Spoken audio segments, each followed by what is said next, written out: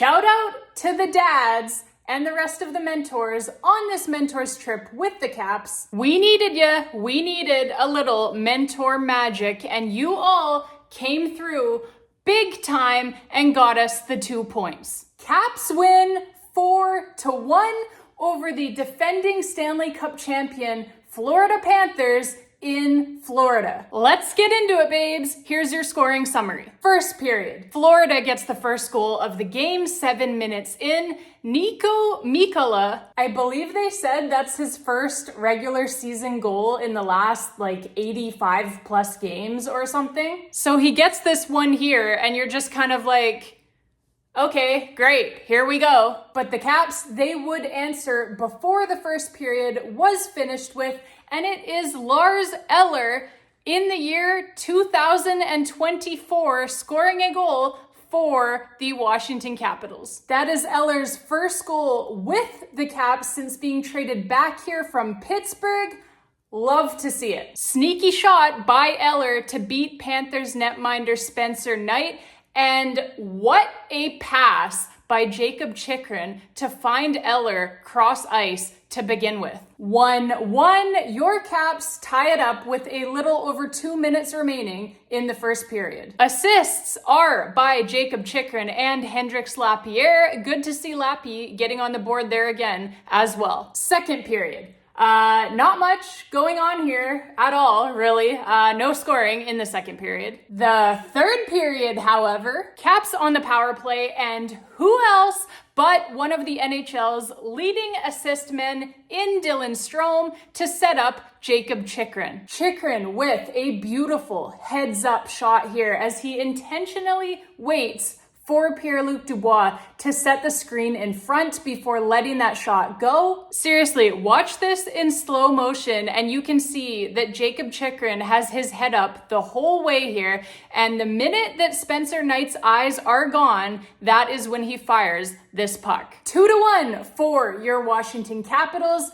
Assists, like I said, to Dylan Strome on the primary and to Tom Wilson as well on the secondary assist. And the Caps played a really great third period and really shut it down after taking the lead early in the third. No more scoring up until Lars Eller puts one into the empty net to make it 3-1. Good guys. Assists on that one to Pierre-Luc Dubois and Jakob Chychrun. 3-point night for Jakob Chychrun. He was a beast in this game. And then Ivan Miroshnichenko has got the wheels and the hustle to get you your chicken nuggets. McNugget minute goal by the kid here to make it 4-1 for the Caps, and that would be your final score. So overall, a lot of good things from the Caps here tonight. They came out right away and they played a dominant first period in which they outshot the Panthers 9-4 in their own building. The second period was a little more even, but then the Caps come back out for the third period when the game was really on the line here, and they dominate that period too. Shots on goal in the third period were 14-6 in favor of the Caps. It was another great defensive performance tonight against another high-powered club. The Caps severely limited the Panthers' shots on goal and scoring chances. As a matter of fact, the Panthers broadcasters, I had the Panthers feed tonight through NHL Center Ice. No Joe B and Locker tonight for me, unfortunately. But yeah, the Panthers broadcasters, they were bemoaning the fact that their team normally has closer to 40 shots on goal in any hockey game this season. And yet the Caps, they held them to just 21 shots on goal tonight. Rasmus Sandin saved a goal on a wraparound by Alexander Barkov, and everyone knows how strong Alexander Barkov is on his stick, right? Well, Sandin just out-muscles him here, pure and simple.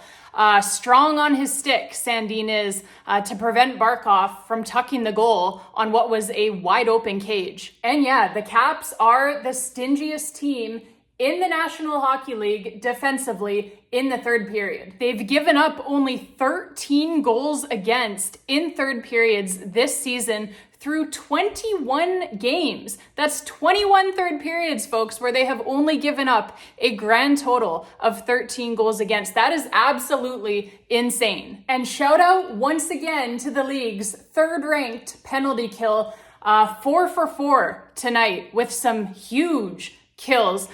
That was one of the differences in this game and helps ensure that the Caps get the 2 points. And this really wasn't like the first couple of games without Alex Ovechkin, or at least by the time that they got to the third period, it wasn't. Something seemed to click for the Caps in their heads when they got to that third period. Obviously at that point, they still had scored just the 1 goal, but it's as if they realized all of a sudden here, hey, you know what?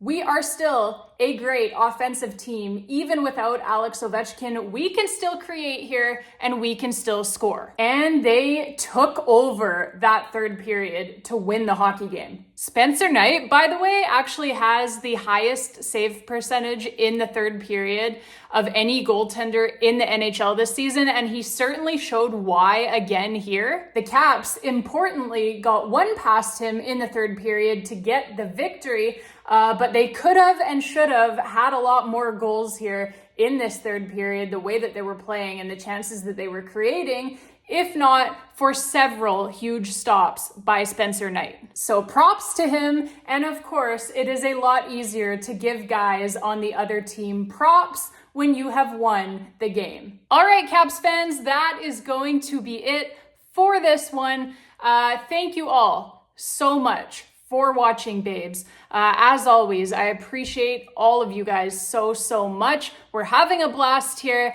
Finally, we get a win here without Alex Ovechkin. We get that monkey off of our backs. I know it had only been 2 games, but it feels like a really long 2 games, doesn't it? Like 2 games actually feels like a really long time when you were not seeing any Alex Ovechkin goals and when you have grown quite accustomed to your team winning most of its games this season. Obviously, we had not lost 2 in a row all season up until this point. So it's great here that they stop this little mini skid here at only those 2 games and don't let it go any further. So a big win.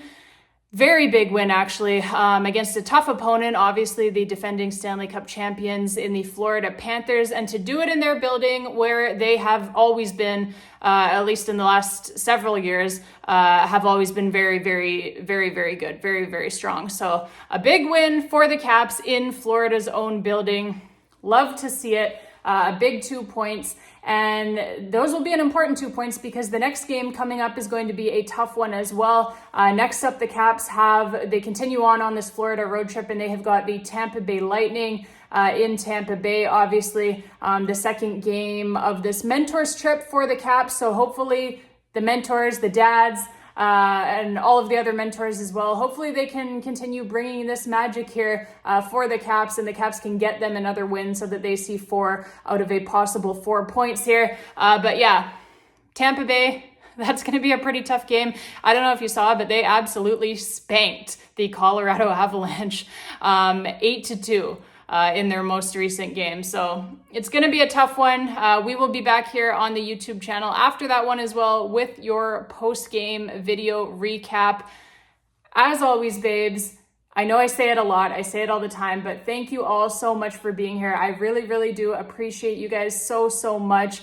The support for these videos has been amazing. It warms my heart. It really does. I'm having so much fun making these videos for you guys, and I'm just really glad that you guys are enjoying watching them as much as I am enjoying making them. So thank you all so much. Tell your friends, tell your family, tell your fellow Caps fans, your fellow hockey fans as well. Spread the word. Janaea Talks Caps on YouTube. We're having a blast here. Until next time, babes, and as always, let's go Caps.